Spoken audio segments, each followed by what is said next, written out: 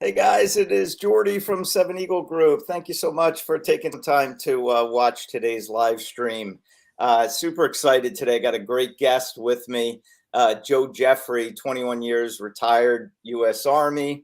He was a sergeant first class in the Army. Spent about half his time working as a fueler and petroleum supply, and the other half working as a career counselor. So he's spent obviously a long time helping service members and veterans with their careers. I'm super excited about that because he's got a neat perspective there. And then also Joe himself went on to participate as a SkillBridge intern with an awesome company based out of Ohio called Leaf Home.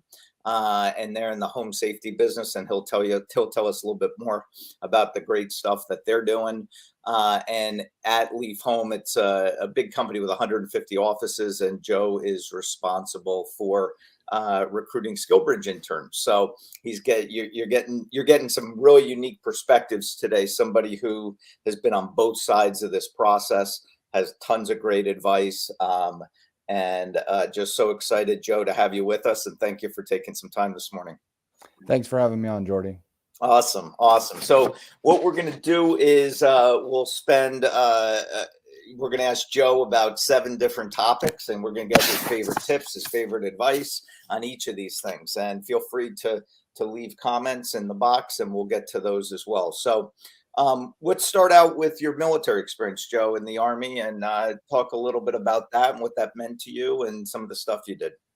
Okay, well, been in for a long time. So first came in, joined as a fueler, 77 Fox, now 92 Fox, and straight over to Germany. First assignment out of the gate, straight to Germany. Spent my time there, hit the ground in Germany, and straight into training, straight into the field, and straight to the invasion in Iraq.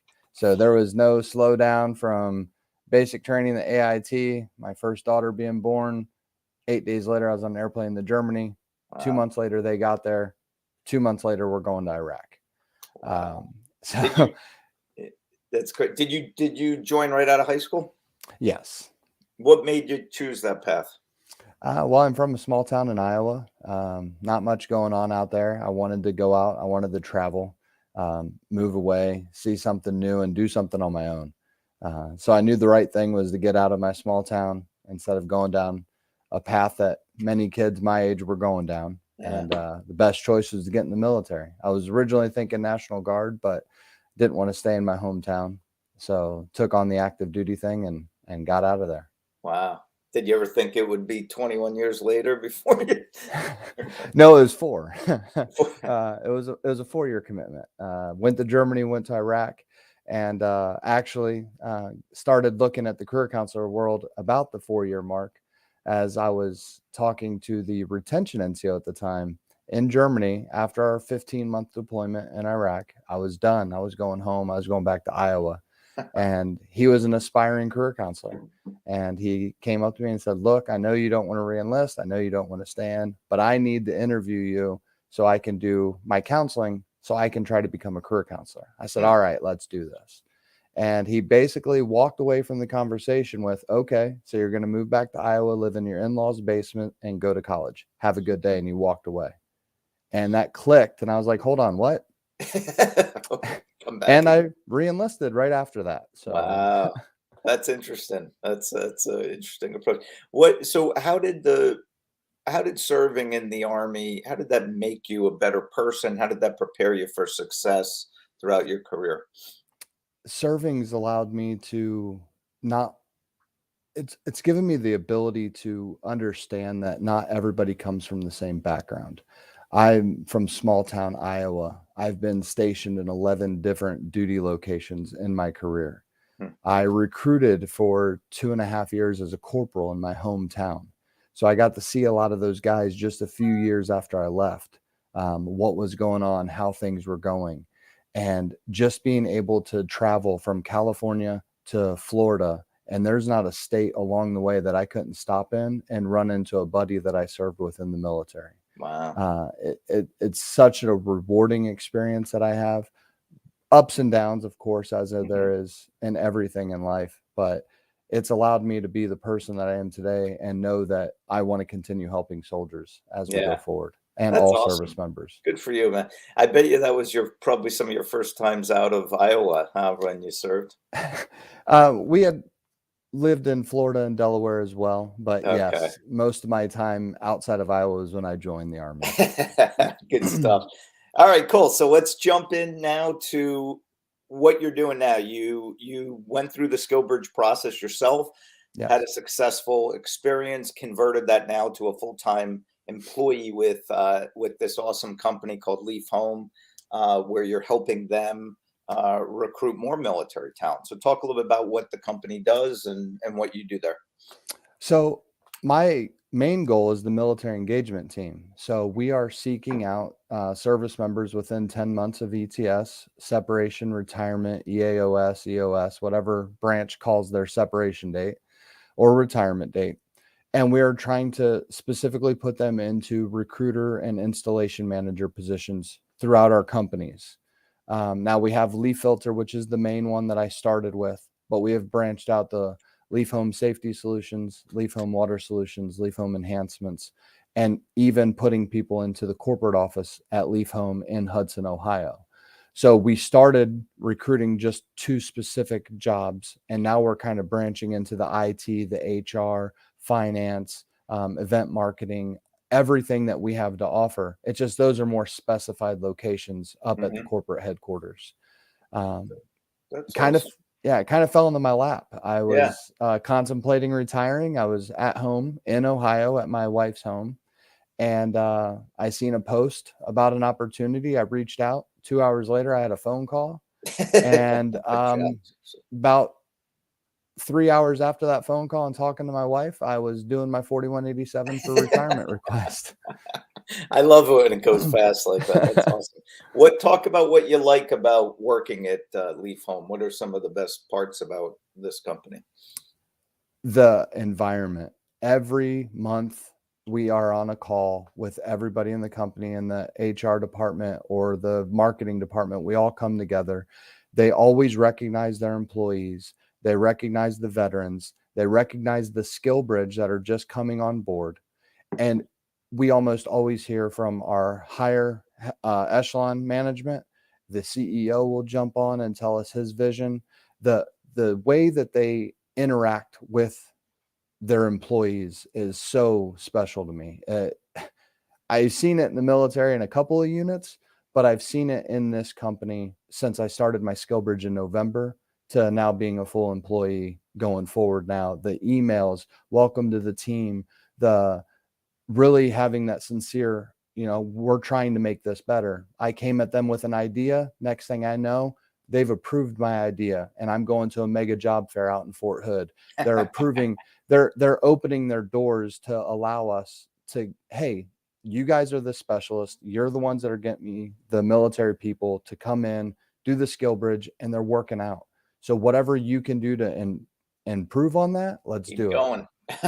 Don't mess with success. I love it. it. That's great, man. Good. I'm glad that it's a company that encourages you to take risks and be creative and look for solutions as opposed to a lot of typical companies where they just want you to sort of stay in your box and don't move.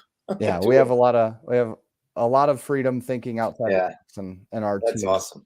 Well, listen, one of the reasons, and you and I just met, and I'm grateful for a chance to know you. And one of the reasons that attracted me to you is I've just seen you all over social media.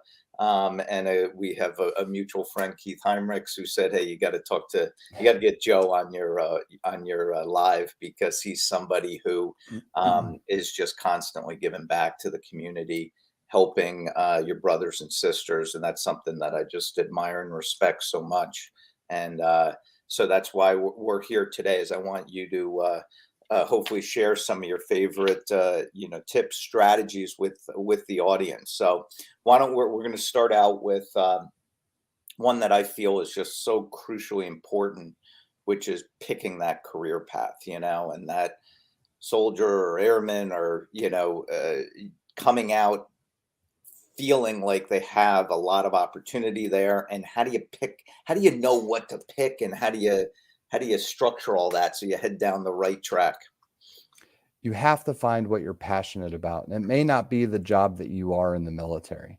It may be something that you do while in the military that you don't even realize can convert to a civilian career. You'd be surprised the number of food operations specialists or mechanics that I can show their job experience would actually lead them into a recruiting or a networking or an install manager type position, because they see themselves as a cook or a wrench turner. They don't see that they're ordering parts, that they're leading soldiers, that they're devising timesheets, basically doing payroll, looking at sick leave. Can I afford to have this person gone today? Hey, that person has a family issue. They're managing that skill and they're still getting their accomplishment done. So they have to find what they're passionate about. Very easy for me. I'm passionate about taking care of soldiers. I want to continue to do that. I want to take care of all service members as we move forward and as I further on into my civilian career. So finding that path that they want and not being scared to jump into it, because transitioning out is probably the hardest thing I've ever done. And mine was accelerated about a year faster than I was expecting. Yeah. And you had 20 years of sort of maturity under your belt, where a lot of people might just be in for 4 and feel like they're, about to jump off a cliff without a parachute, How do you find that passion? Like, what are some things that people could do, steps they could take if they're just unsure? I notice so many people just don't know. I say, what do you want to do? Oh, I don't know what's available. And I'm like, that's not the way to do this. Be more proactive. So what are some things that you could recommend to somebody who just doesn't know what to do? Take your TAP class seriously. They have a built-in program that matches your characteristics and your personality type to job positions that you would be good for, stuff that you never even thought of before.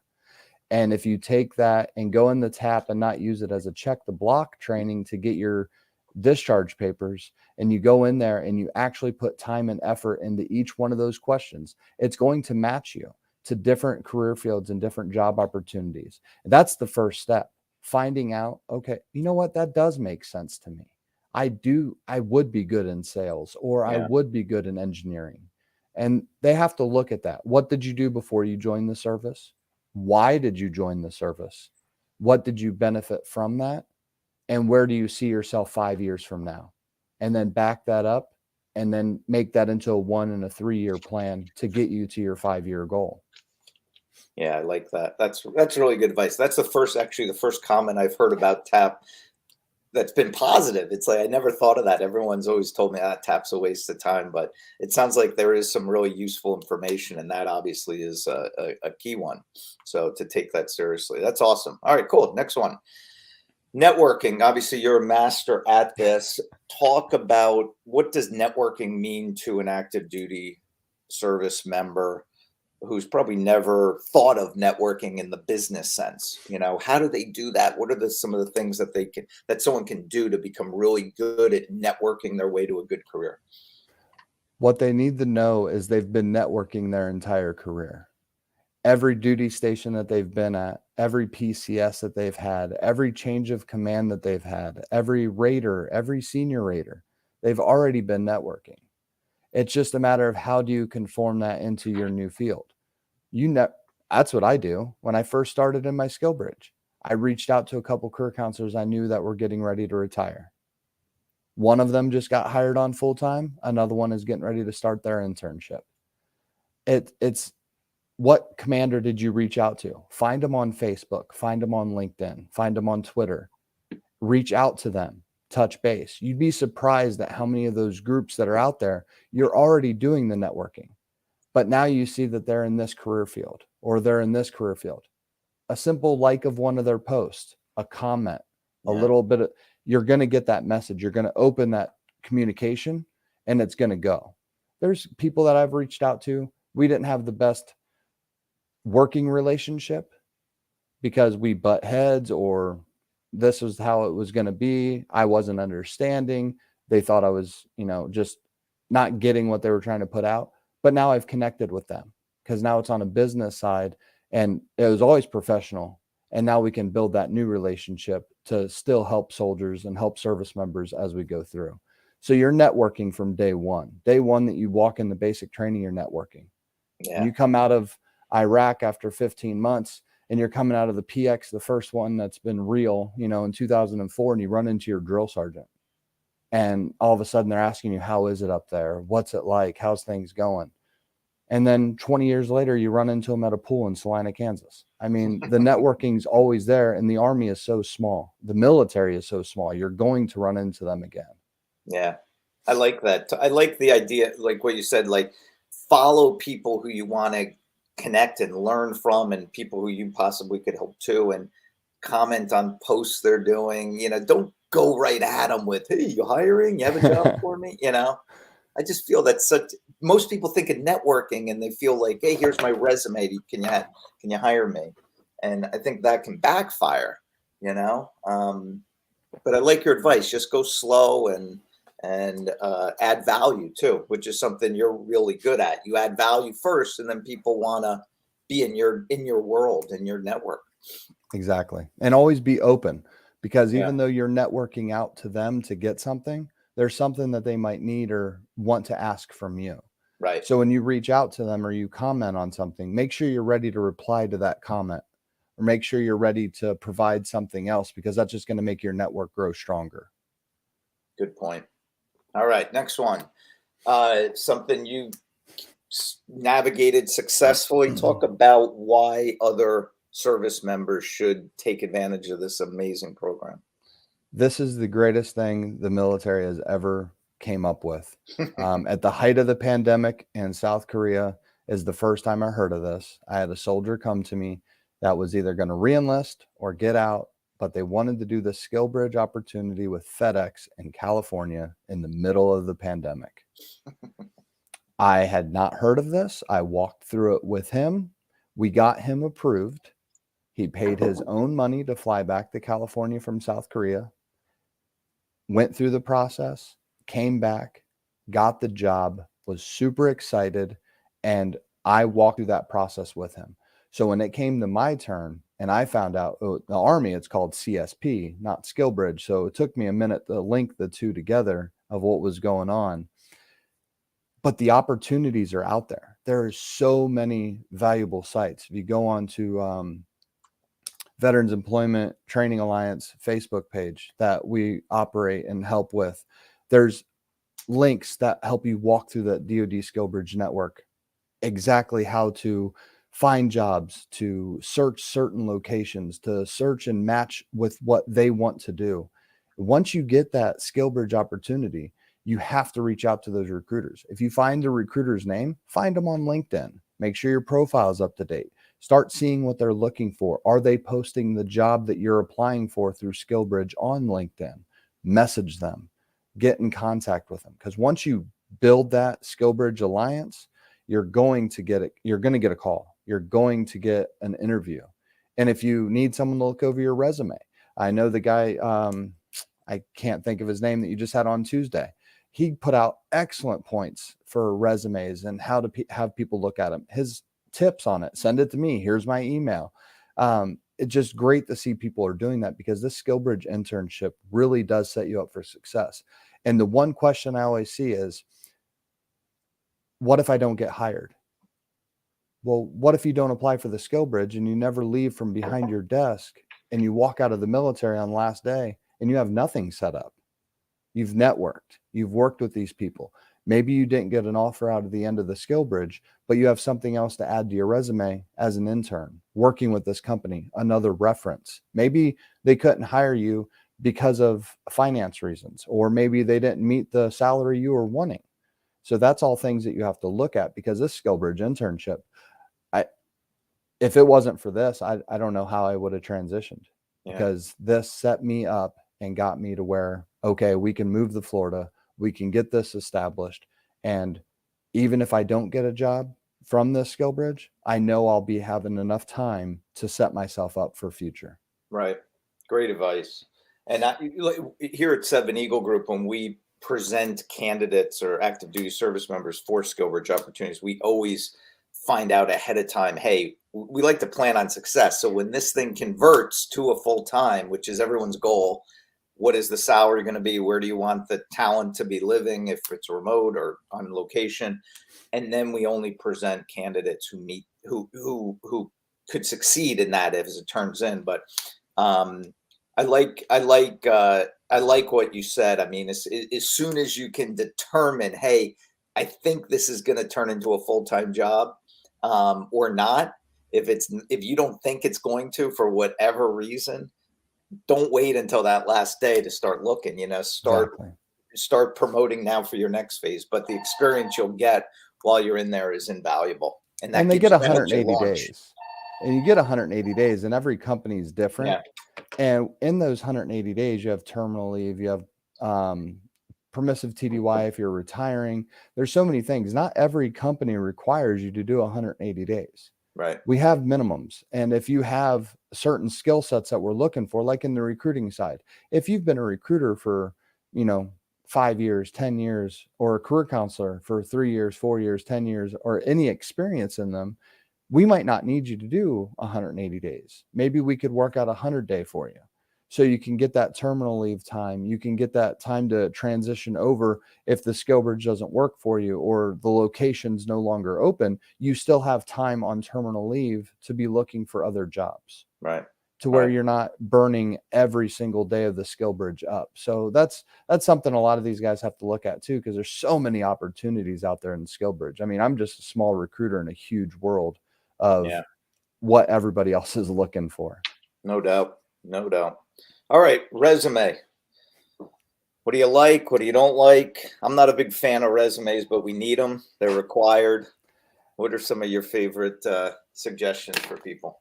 With some of these companies, I am convinced if you take a resume and you just write all the keywords down, you'll get a phone call for an interview. I love reading the differences in everybody's resumes that I review. I review their resumes because a lot of times they'll put things in there that a civilian probably wouldn't understand. And being prior military, I know that it's an evaluation. Like your guy said on Tuesday, don't write a resume like an evaluation. And a lot of these resumes are written like evaluation bullet points. But I can read through that. I like the differences in how people present their resumes. The summary, then break down their skills, and then their job experience. If you have 20 years in the military, I really don't need you to put 20 years of your duty stations and experience. Give me highlights throughout the years of service. And then at the end, I had one that gave me hobbies and interests, and I had never seen that before. But it was something different that I had seen on a resume. So I think every resume goes to the person doing the interview and the company that they're looking at. So to me, experience is better than a resume. A resume doesn't always entail what that person could actually offer. So if I get an offer, I'm still working on my resume. Let me interview you and let me see the shell of the resume that you're working with so we can go forward. Yeah. But I am not a resume fan. Yeah, yeah. But I know it's a pain in the ass, but as best you can to tailor that resume to that specific job, as you had mentioned, try to pack it with the keywords that company is using in their job announcements. That's going to help you get picked up and get that call for the interview. So yeah, Exactly. good. Awesome.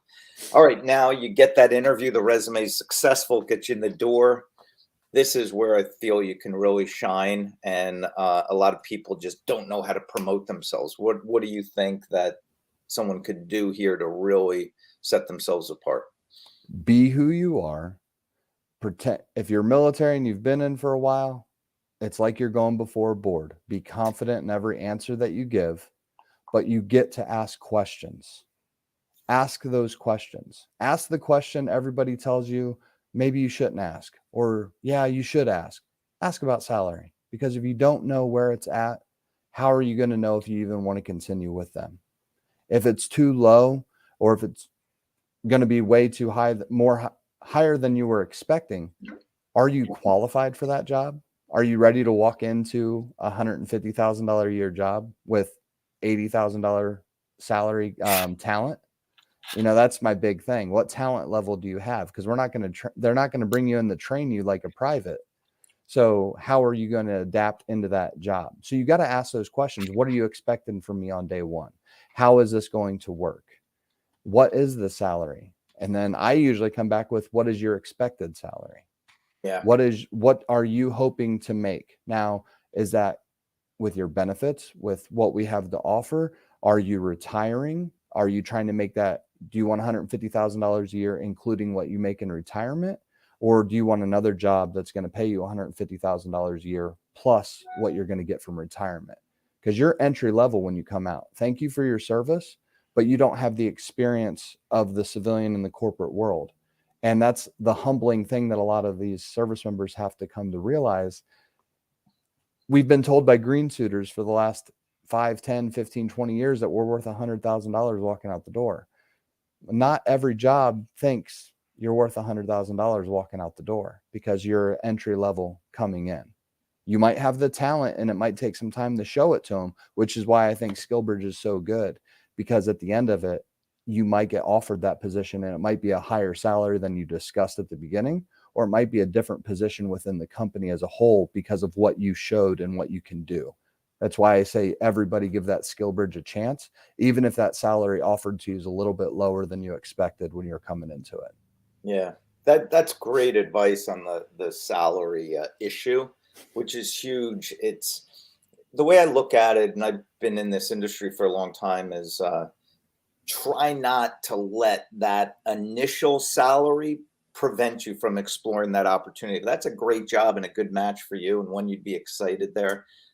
Get in the door, bust your ass once you're there, and they'll realize they have to pay you what you're worth or they're going to lose you. But I see so many people let like a great opportunity pass by because it's paying $5,000 less than what this requirement that they have. And I know it sucks in the beginning, but like you said, almost in a way, you're starting out from scratch. You're starting out at the bottom. But once you get in there, just have that confidence that you'll impress them enough that they're going to want to keep you around. Yeah, if you can own that interview and you understand salaries and taxes, you can also make a better decision, because you go in there asking for 85 or 90 and they offer you 80. Well, they just saved you about 11% in taxes. Right. Because you jump that tax bracket with that extra $4,000. And a lot of people aren't tracking that. They haven't looked at the tax bracket to see when they jump up to that 22%. Now you're still making the same money. You're just paying Uncle Sam more. I didn't even think of that. That's a good point. It's just all a different way to look at it. Yeah, exactly. And one other, Michael Guillen, who's on watch, and suggested a site called JobScan.com, which will help you with that, or your resume and identifying a good field for you. So thank you, Michael, for feedback. All right, next one. You get that job. Now what? How do you really show your supervisors, your colleagues that you're the real deal? And how do you start climbing that corporate ladder faster than the average person? What are some things that someone can do? You make sure you continue doing what you're doing in the SkillBridge, even after you're hired on. You show your worth. You ask, is there another project? My first thing was, how do we get ourselves in front of more people? My boss wants a certain set. We want a certain number of SkillBridge hirees coming in and going through the internship. How do we build on that? Well, let me recruit into all of the Leaf Home companies. Let me get into Leaf Home Safety Solutions, Leaf Home Water, Leaf Home Enhancements, corporate. Let me get some of those other jobs and find you more talent. Let's bring some more veterans in. My manager actually set up for a Veterans Light Up the Night. This is, I believe, the second year that they've been doing it, where every veteran writes in a memorial of someone that they lost, and they highlight it, and we have shirts that go out for a sale, and then its proceed goes to a nonprofit military organization. It's something he set up. So what I did is I said, well, we need to get into every TAP office in the military. How do I do that? What do you need from me? So instead of paying some of these companies to recruit for us, why can't I go be a recruiter and set up a table day at a job fair? What can I do to get that done? Well, what do you need from me? Well, I need a plane ticket, a hotel room, and a rental car. I can take care of the rest. And they said, pitch it. What do you got? Show us what you want to do and how this is going to benefit us. The return on investment, the all important question. So I put it together. It was approved 2 days later. So show them what you can do. Show them how your skills coming into this company are going to better them in the long run. And once you do that, just take off and stay at it. Sometimes they might come in because we have a high op tempo in the military. So sometimes we have to take our foot off the gas. We can't do 12 hours of work in 4 hours like we're used to. We have to really take that over 3 days because we work at a different pace, I found out, than a lot of the civilian market does. So it's taking a step back, taking a breath, enjoying that freedom and that life that you never had. You're always 06 PT, formations, work, lunch, back to formations, doing this class, going out to the field. Take that breath, step back, but invest in that company and go all in. Yeah, that's all. What I heard from there is that you thought of ways to put the company first. Yes. And how can I help this company make more money, save more money? How can I help them excel? And you came up with a creative idea and a solution to a problem that they were having, and you presented it. And I love that you took those risks, but you did it in a calculated way. You showed them that return on investment. And as a business owner, when you hear an employee come to you with ideas to help the company excel, you're like, wow, I got a superstar here. I got to watch this guy. And so that's good for you. All right, last one, something you're an expert at, which is helping each other. Why is this so important? Why do you do it? Why do you spend so much time out of your day helping your brothers and sisters? Because that's how I got here. I had a career counselor I had a passing by with. We were in a group together. I think we commented on a couple pages together. He's the one that brought me into this. He's the one that got me here. All throughout my career, I've always had that counselor I could call to, or they would call me and give me advice. And if I don't pay it forward, how are these soldiers, airmen, sailors, Marines going to know about this? How are they going to know? How's the Coast Guard going to find out that they've been opened up the SkillBridge programs if we're not actively tagging the Coast Guard on LinkedIn to let them know? Right. I have 13 Coast Guard units around me. I've been driving around to them. Mm-hmm. Let them know that the opportunity is there. It's a great opportunity. And as a career counselor, my biggest hurdle was you're not ready to get out of the service. You're not ready to leave the Army. You have no plan. And explaining to them why they needed to start so soon. Or, you know what, let's re-enlist you, keep you in for a few more years so you can solidify this plan. Yeah. And I've always done the 5-year plan, back it up to a year, then 3 years. And I usually see a shotgun display.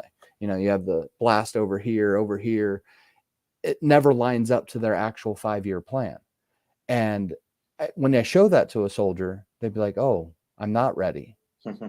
So when I see these people on the Facebook or the LinkedIn or wherever talking about their experiences or what they're planning to do, I want to reach out and help them as much as I can. Give them my experience.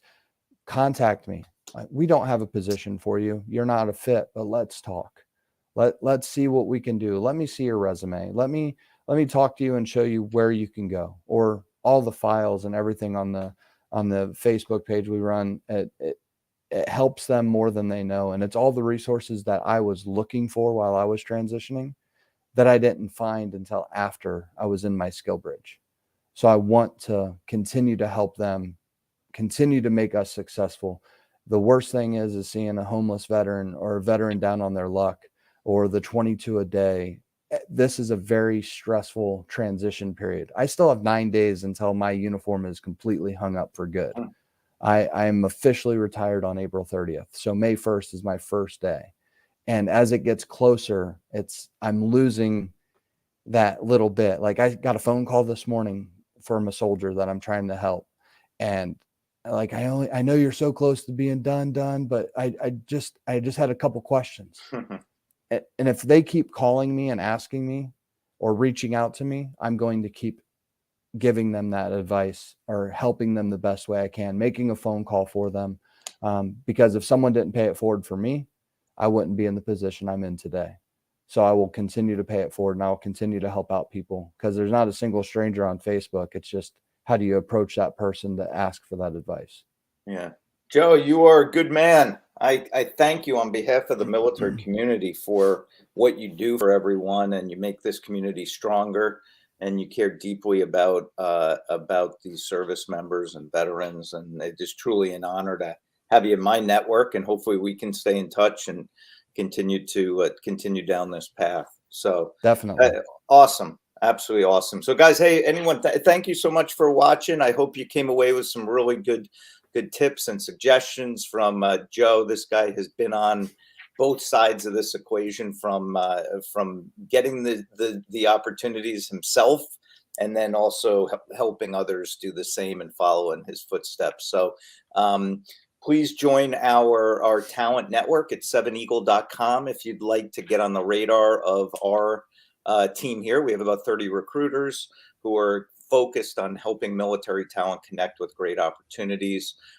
We also open up that network to the 1,900 SkillBridge authorized companies who are also looking. So our goal here is to help you guys make matches and get into this amazing program so you can launch your career. Check us out on social media. Please follow us if you can. And then I'm available to anytime anyone wants. I'll have a one-on-one call with me. There's my calendar, and we'll always be here for you guys. So, Joe, thanks again for spending some time today. I appreciate it. Not a Keep up problem. the Thank great you. work, and thank you guys for watching. Thanks, Jordy. Have a good one.